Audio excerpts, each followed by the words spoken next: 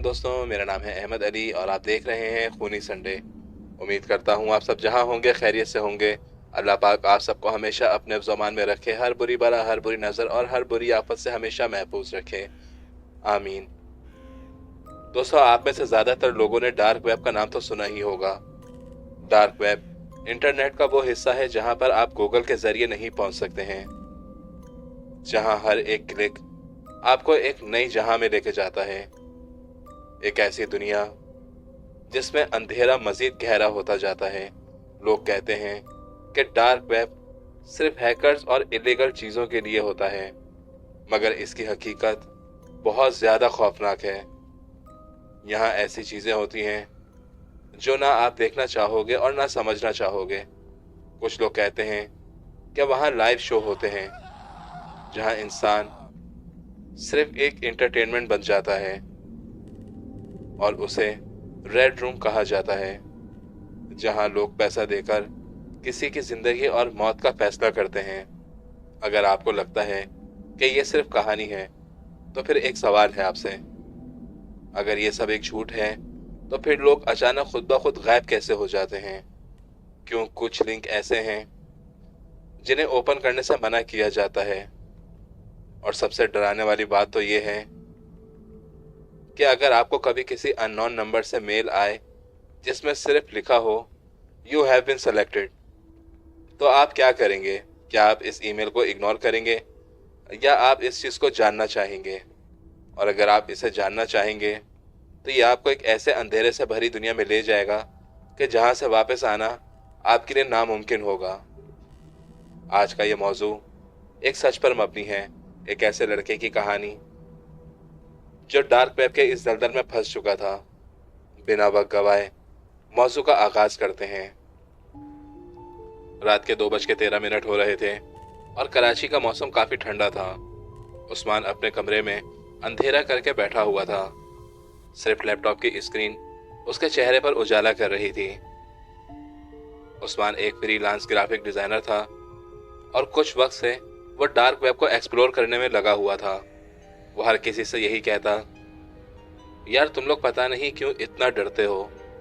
उसके सामने Tor browser खुला हुआ था और उसमें कुछ चैट रूम्स और अजीब अजीब लोगों की बातें आ रही थीं।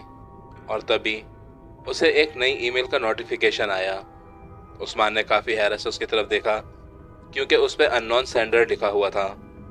उस्मान ने जब उस पर क्लिक किया तो उसमें सिर्फ एक लाइन लिखी हुई थी, यू हैव बीन सेलेक्टेड। नीचे एक अजीब सा लिंक था जो बिल्कुल नॉर्मल नहीं लग रहा था। बज़ाहिर दिखने में वो लिंक काफ़ी बड़ा था। उस्मान ने हंसते हुए कहा, लगता है किसी ने मजाक किया होगा। मगर तभी उसे एक तजस्सुस हुआ उस लिंक को खोलने का। तभी उस्मान उस लिंक की तरफ गया और रुक गया। कुछ देर तक वो यही सोचता रहा कि इसे ओपन करूं या नहीं करूं। और तभी अचानक उसने इस लिंक को ओपन कर दिया। स्क्रीन ब्लैक हो गई। सिर्फ एक चीज नजर आ रही थी, 24 घंटे का काउंटडाउन। नीचे रेड कलर में लिखा हुआ था, कल रात तुम शो का हिस्सा बनोगे। ये बात पढ़कर उस्मान की हंसी जैसे रुक सी गई हो। उस्मान ने पेज को रिफ्रेश किया, मगर पेज दोबारा वैसा ही होता जा रहा था। बज़ाहिर देखने में वो पेज कोई नॉर्मल पेज जैसा नहीं था जिस पर कुछ अजीब अजीब कोड बने हुए थे, लेकिन उस्मान को ये चीज़ काफ़ी इंटरेस्टिंग लग रही थी। उसने सोचा ये कोई पजल गेम है जो डार्क वेब वालों की तरफ से बनाया गया है। और तभी उसने उस पेज का स्क्रीनशॉट लेकर अपने दोस्त फराज को भेज दिया और मैसेज में लिखा, ये देखो मुझे क्या मिला है। फराज ने फौरन रिप्लाई किया, भाई ये कोई सीरियस मसला है, इसे मत छेड़ो। उस्मान ने हंसते हुए कहा, तू बिला वजह के डर रहा है। फराज ने कहा, मैं मजाक नहीं कर रहा हूं। रेड रूम लिंक्स रियल होते हैं। उस्मान ने अपनी आंखें घुमाई और खुद से कहा, लगता है ये नेटफ्लिक्स पे मूवीज ज्यादा देखता है। उसने लैपटॉप बंद किया और सो गया। मगर उस रात उसे नींद काफी मुश्किलों से आ रही थी। और जब उसे नींद आई तो उसने एक अजीब ख्वाब देखा। अगली सुबह उस्मान ने आंख खोली तो उसका सर काफी भारी हो रहा था। उसने फोन उठाया तो उस वक्त सुबह के 11:47 हो रहे थे। उस्मान ने जल्दी से लैपटॉप ऑन किया और टोर ब्राउज़र ओपन किया। वही लिंक दोबारा डाला तो जब वो पेज ओपन हुआ तो उसमें 18 घंटे 12 मिनट और 33 सेकंड शो हो रहे थे। उस्मान का दिल जोर जोर से धड़कने लगा था और उसने खुद से कहा, यार वाकई में ये कोई सीरियस मसला लग रहा है। उसने पेज स्क्रॉल किया। इस दफा एक नया मैसेज था, do not ignore the invitation. Usman ने चेयर पीछे की और खुद से कहा, इनविटेशन किस चीज का है। तभी उसे तजस्सुस हुआ कि मैं मजीद कुछ चीजें एक्सप्लोर करता हूँ, मगर इस पेज पर उसे मजीद कुछ नहीं मिल रहा था। ना कोई चैट और ना कोई दूसरा ऑप्शन, सिर्फ काउंटडाउन चल रहा था। उस्मान ने फराज को कॉल की और कहा कि यार मैं तुझसे मिलना चाहता हूँ। और तभी फराज ने कहा, मैंने तुझे कहा था ना कि ये चीज़ कोई सीरियस है, इसे इग्नोर कर दे। उस्मान ने कहा, यार कुछ नहीं होता, बस देखते हैं क्या होगा। तभी फराज ने एक ठंडी सांस ली और कहा, तू हमेशा रिस्की चीजों में क्यों घुसता है। उस्मान ने हंसते हुए कहा, कंटेंट मिलेगा ब्रो, यूट्यूब पे डालूंगा। और देखते ही देखते रात के 11 बज चुके थे। उस्मान अपने कमरे में अकेला था। उसने लैपटॉप ऑन किया तो स्क्रीन पर सिर्फ 1 घंटे का काउंटडाउन शो कर रहा था। उसने कैमरा सेटअप भी कर लिया था और वो चाहता था कि वो इस रेड रूम को एक्सपोज करे। उसने रिकॉर्डिंग स्टार्ट की तो उस वक्त तक रेड रूम बिल्कुल खाली था। उसमें एक अजीब सी खामोशी हो रही थी। बाहर से कुत्तों के भौंकने की आवाजें आ रही थीं और एक अजीब सा खौफ पैदा कर रही थी। जब उसने दोबारा घड़ी में देखा तो 11:30 हो रहे थे। अब सिर्फ 30 मिनट का काउंटडाउन बाकी था। तभी अचानक इंटरनेट बंद हो गया। स्क्रीन फ्रीज हो गई। उस्मान ने माउस हिलाया तो माउस उस वक्त काम नहीं कर रहा था। उसने खुद से कहा, यार ये क्या मसला है, वाईफाई को भी अभी बंद होना था। और कुछ देर के बाद स्क्रीन की लाइट ब्लिंक होने लगी, 1 बार 2 बार और फिर नॉर्मल हो गई। उस्मान का दिल अब थोड़ा मुतमईन होने लगा था। उसने खुद से कहा कि चलो अब सब सेट हो गया है। 11:45 हो रहे थे और उसके कमरे में एक अजीब सी ठंडक महसूस हो रही थी। दरवाजा बंद था और फिर भी उस्मान बार बार पीछे मुड़कर धीरे धीरे से देख रहा था, लेकिन उस वक्त उसके आसपास कुछ भी नहीं था। उसने दोबारा पेज रीलोड किया तो उस वक्त 15 मिनट का काउंटडाउन था। नीचे एक नया मैसेज था, प्रिपेयर योरसेल्फ। उस्मान की गर्दन पसीने से भीगने लगी। ये कैसे पॉसिबल है। अब सिर्फ 2 मिनट बाकी थे। अचानक दरवाजे पर एक दस्तक हुई। उस्मान काफी हैरत में आ गया था। उसका घर तीसरे फ्लोर पर था और इस वक्त कोई आने का सवाल ही नहीं होता था। फिर दोबारा दस्तक हुई, इस दफा ज्यादा जोर से। उस्मान धीरे धीरे उठकर दरवाजे के पास गया और कहा, कौन है। मगर कोई जवाब नहीं आया। उस्मान ने दरवाजे का हैंडल पकड़ा तो उस वक्त उसके हाथ कांप रहे थे। दरवाजे के नीचे एक छोटी सी पर्ची सरकते हुए अंदर की तरफ आई। उस्मान ने धीरे से उस पर्ची को उठाया तो उस पर लिखा हुआ था, वी आर हेयर। ये देखकर उस्मान एकदम वहीं जम सा गया था। तभी रात के 12 बज चुके थे। लैपटॉप स्क्रीन पर काउंटडाउन अब 0 हो चुका था। स्क्रीन ब्लैक हो चुकी थी। फिर एक लाइव वीडियो स्टार्ट हुई, जैसे कोई अंडरग्राउंड रूम में हो। बीच में एक कुर्सी और कुर्सी पर कोई बंदा बैठा हुआ था जिसको काफी मजबूती से बांधा गया था। उसका चेहरा कवर था। ये देखकर उस्मान की सांसें काफी तेज होने लगी। उसने खुद से कहा, ये क्या है। तभी स्क्रीन पर एक टेक्स्ट आया, your turn is next. Usman पीछे हटा और खुद से कहने लगा, अब बस हो गया। उसने फोन उठाया और पुलिस का नंबर डायल करने लगा। तभी स्क्रीन पर एक मैसेज आया था, एस्केप इज नॉट अलाउ। उसने घबराकर फोन फेंक दिया। तभी दरवाजा धीरे धीरे खुलने लगा। उस्मान डर के मारे पीछे की तरफ हटने लगा। दरवाजा पूरी तरह खुला, बाहर अंधेरा था और फिर उस अंधेरे से दो लोग निकले जिन्होंने काले कपड़े पहने हुए थे और चेहरे पर मास्क लगाया हुआ था। उनमें से एक ने धीरे से कहा, हम तुम्हें लेने आए हैं। उस्मान जोर से चिल्लाया, तुम लोग कौन हो? उन्होंने जवाब नहीं दिया, सिर्फ आगे बढ़ने लगे।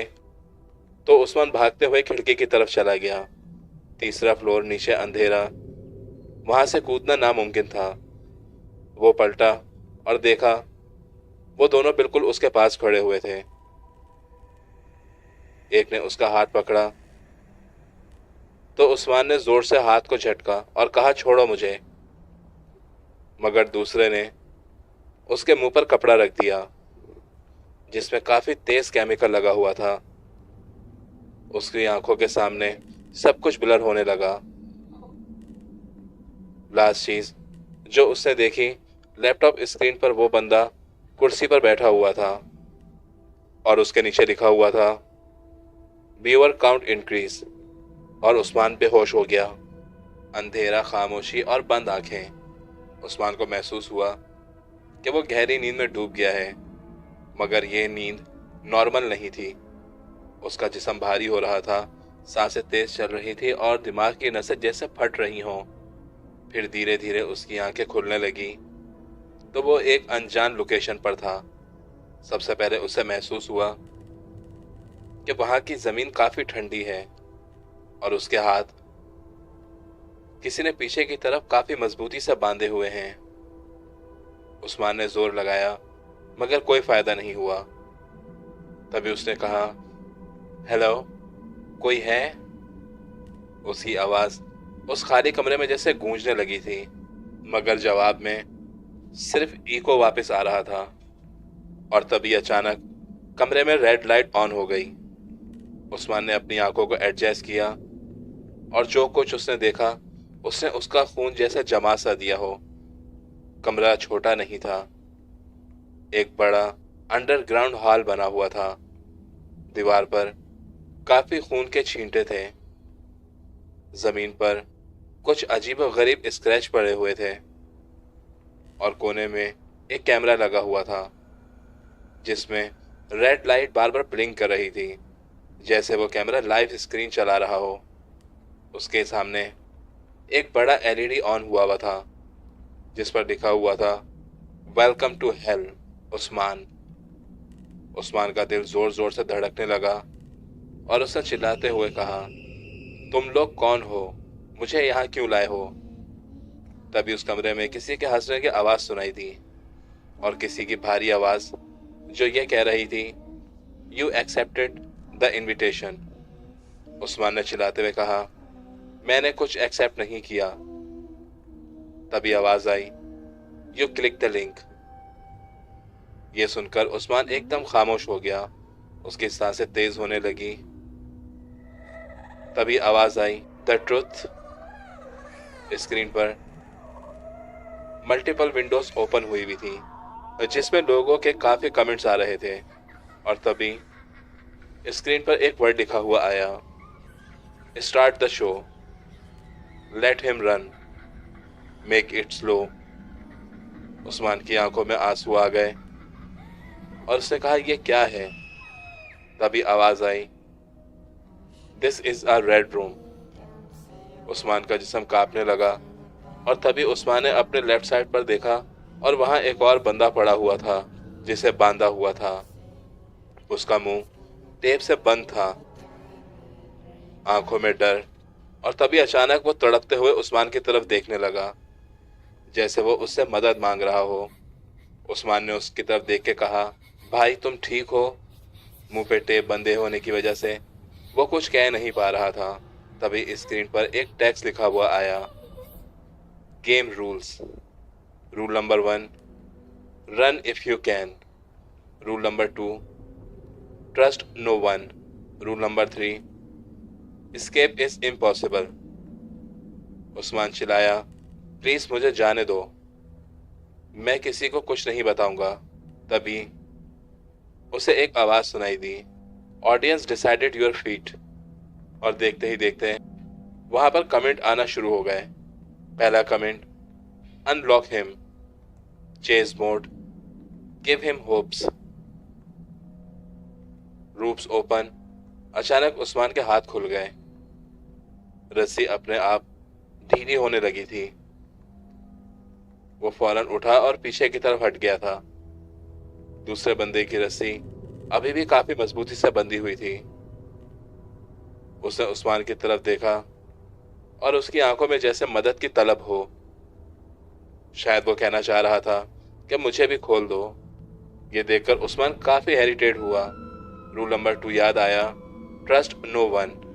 और तभी अचानक उससे अपने सामने एक लोहे का बड़ा दरवाजा नजर आया। दरवाजा खुला, लेकिन अंदर काफी अंधेरा था।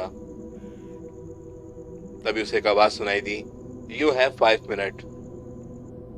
स्क्रीन पर टाइम स्टार्ट हो गया और अब उसे कोई डिसीजन लेना था। उस्मान का दिमाग काफी तेज चल रहा था। ये लोग गेम खेल रहे हैं। उसने दूसरे बंदे की तरफ देखा। वो यही सोच रहा था कि अगर वो इस बंदे को छुड़ा ले तो क्या होगा, कहीं ये कोई इनकी साजिश तो नहीं। मगर उसका डर कह रहा था कि यहां से भाग जाओ। दूसरा बंदा जोर जोर से हिल रहा था और आंखों से आंसू बह रहे थे। उस्मान ने आंखें बंद की और वहां से भाग गया। जब वो कॉरिडोर में पहुंचा तो वहां काफी अंधेरा था। अंधेरा इतना गहरा था कि उसे अपने हाथ भी काफी मुश्किल से नजर आ रहे थे। जमीन काफी ठंडी हो रही थी और दीवारों से पानी टपकने की आवाजें आ रही थी। कुछ देर के बाद उस्मान रुका तो उसे एक जोरदार चीख की आवाज सुनाई दी। ये आवाज दूसरे बंदे की थी। उस्मान ने खौफ के मारे अपनी आंखें बंद कर ली और वो खुद से यही कह रहा था कि मैं कुछ नहीं कर सकता हूँ। उसने दोबारा भागना शुरू किया। कॉरिडोर काफी लंबा था और अचानक उसकी सांसें फूलने लगी, दिल की धड़कन जैसे अभी रुकने वाली हो। और तभी उसे अपने पीछे से आहट हुई कि जैसे कोई उसके पीछे भारी कदमों से भागता हुआ आ रहा है। उस्मान ने पीछे मुड़कर देखा तो अंधेरे में उसे काला लंबा साया नजर आ रहा था। उस्मान काफी देर तक उस साए को घूरता रहा। वो साया बज़ाहिर दिखने में काफी लंबा और पतला था। उस्मान ने वहां से भागने की कोशिश की। तभी अचानक उसके सर पर किसी ने भारी हथौड़ा जैसे मारा हो। उसके बाद जब उस्मान होश में आया तो उसने देखा कि वो उसी रेड रूम की कुर्सी पर बंधा हुआ बैठा हुआ है और स्क्रीन पर लोगों के काफी ज्यादा कमेंट्स आ रहे थे। डार्क रूम वो जगह है जहां पर आप पैसा देके किसी की भी जिंदगी और मौत का फैसला कर सकते हो। ये कैसी सच्चाई है, यह क्राइम की एक ऐसी दुनिया है जिससे आज के दौर में बहुत से लोग वाकिफ हैं। दुनिया भर के हर एक मुल्क, हर एक शहर से कोई ना कोई इस वेबसाइट का शिकार जरूर बना है। उस्मान अकेला उन लोगों में से नहीं है जो इस वेबसाइट का शिकार बने हों। अगर इस वेबसाइट की हिस्ट्री आप पढ़ें तो इसमें बहुत से लोग शिकार बने हैं। कई लोग जिन्होंने अपनी बॉडीज खुद वहां बेची हैं और कई लोग ऐसे थे जो फाइनेंशियली तौर पर काफी डिस्टर्ब थे। उन्हें कोई रास्ता समझ नहीं आया तो उन्होंने शॉर्टकट के तौर पर इस वेबसाइट को अपना लिया और अपने जिस्म को डार्क वेबसाइट पर बेच दिया। मैं आप लोगों से यही रिक्वेस्ट करूंगा कि लिहाजा इस वेबसाइट से हमेशा दूर रहने की कोशिश करें। ये कोई वो खास जगह नहीं है कि जिसे हम इंटरटेनमेंट के तौर पर देखें, क्योंकि कभी कभार हमारा इंटरटेनमेंट ही हमारी ज़िंदगी का सबसे बड़ा दुश्मन होता है। हमारी ख्वाहिशात, हमारी ज़रूरियात सिर्फ इतनी ही होनी चाहिए कि जिसमें हमारी ज़िंदगी आसानी से गुजर जाए, ना कि वो कि जिसमें हम और हमारी फैमिली एक तकलीफ से गुजरें। उम्मीद करता हूँ कि आपको आज का यह मौजू पसंद आया होगा। मज़ीद ऐसी इंटरेस्टिंग स्टोरीज से जुड़े रहने के लिए हमारी वीडियो को लाइक और चैनल को सब्सक्राइब ज़रूर कीजिएगा। इंशाल्लाह जल्द आपसे मुलाकात होगी एक नई स्टोरी के साथ, एक नए टॉपिक के साथ। तब तक के लिए अपना बहुत ख्याल रखिएगा। अल्लाह हाफ़िज़।